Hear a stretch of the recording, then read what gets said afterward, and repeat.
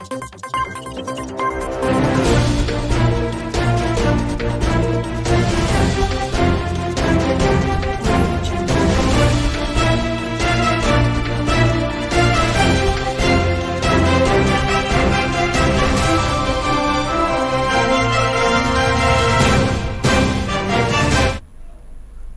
99 news के शिल्पांशुली खबरों में आपका स्वागत है। मैं हूं आपके साथ सोमनाथ तिवारी।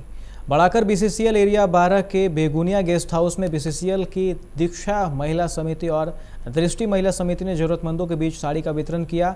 इस दौरान चांच विक्टोरिया क्षेत्र के लगभग 100 महिलाओं को साड़ी दी गई। आपको बता दें कि बीसीसीएल की महिला संगठन द्वारा गरीब असहाय लोगों को हमेशा मदद की जाती है।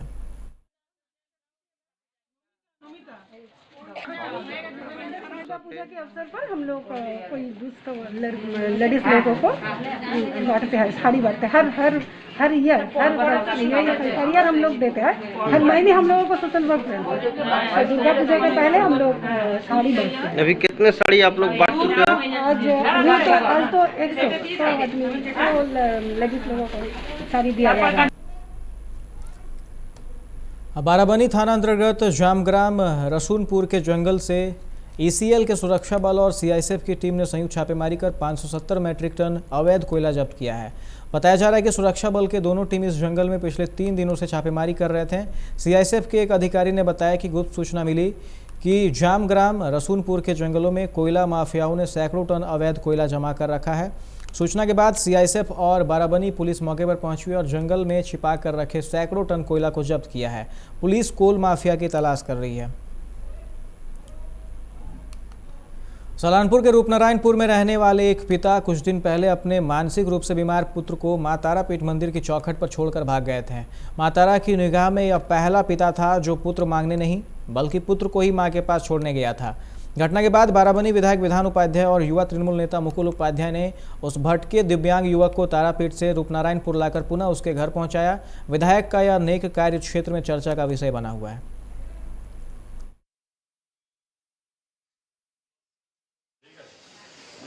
लाइट नहीं আমাকে পুজো ঠাকুরমশাই কাকুর হাত দিয়ে পুজো ডাইটা আমার ধরালো, ধরিয়ে নিয়ে তারপরে ইয়ে করলো, ধরিয়ে নিয়ে তারপরে আমাকে লাইনে আমাকে রেখে দিল।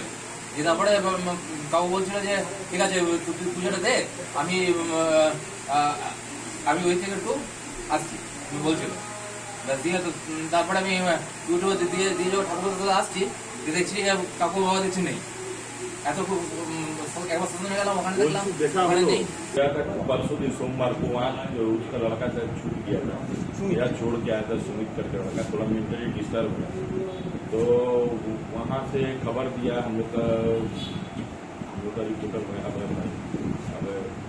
और हम लोग का विधायक की तरफ से हमको मुझे निर्देश आया उपाध्याय की तरफ से कि आप जाके उसको हम लोग गए, पूजा पाठ भी हो गया और उसको लेके भी आ गया। नहीं, कैसा लग रहा घटना? अपना ही माता पिता अपना। रानीगंज के हिल बस्ती इलाके में एनफोर्समेंट विभाग ने कार्रवाई करते हुए करीब 60 बोरा नकली आटा, बेसन और मैदा जब्त किया है। आरोप है कि तारक साव नामक व्यक्ति आटा चक्की चलाने की आड़ में बाजार से खराब आटा, मैदा और बेसन खरीदता था और उसमें मिलावट कर सामान्य कीमत पर बेचा करता था। एनफोर्समेंट विभाग को इसकी गुप्त खबर मिली। इसके उपरांत रानीगंज थाने को लेकर एनफोर्समेंट विभाग के एसआई दिव्येंदु मुखर्जी के नेतृत्व में एएसआई सुशांत साहना, एएसआई अजय कुमार उपाध्याय और वैद्यनाथ बाग ने दबिश दी। दबिश के बाद एनफोर्समेंट विभाग ने आटा चक्की के मालिक तारक साव और उनके 2 कर्मचारियों को हिरासत में लिया। रानीगंज के पीएन मालिया रोड स्थित गंधर्व कला संगम में आज से साज श्रृंगार और अपना आंगन नामक 2 नए काउंटर खोले गए। इन काउंटरों पर महिलाओं के द्वारा बनाई गई सामग्रियों की बिक्री की जाएगी ताकि महिलाओं को आत्मनिर्भर बनाया जा सके। इस मौके पर गंधर्व कला संगम की संस्थापिका शाश्वती चटर्जी, विवेकानंद आश्रम के सुब्रतानंद जी महाराज और रानीगंज के विधायक तापस बनर्जी मुख्य अतिथि के रूप में उपस्थित थे। आमंत्रित अतिथियों ने दीप प्रज्वलित कर और फीता काटकर दोनों काउंटर का उद्घाटन किया।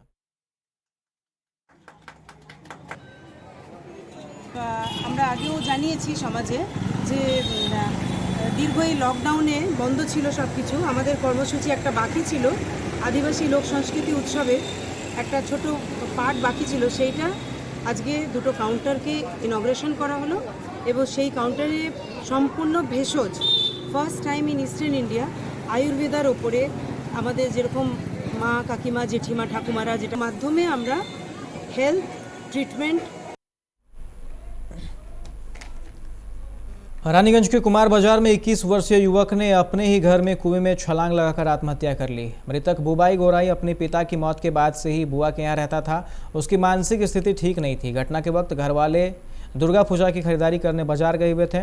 जब सभी लौटे तो उसे नहीं देखकर काफ़ी खोजबीन की। बाद में कुएं में उसकी लाश मिली।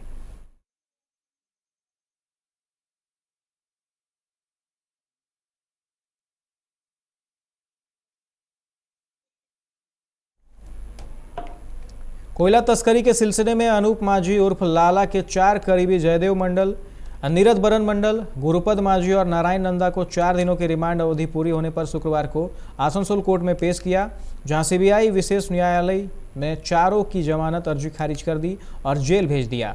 मामले की अगली सुनवाई अब 8 नवंबर को होगी, यानी कि इन चारों की दुर्गा पूजा और दिवाली जेल में ही मनेगी, जहाँ पहले से ही गौ तस्करी मामले में इनामुल बंद है। इस बुलेटिन में फिलहाल इतना ही। तमाम खबरों के लिए आप देखते रहें 99 न्यूज़। नमस्कार।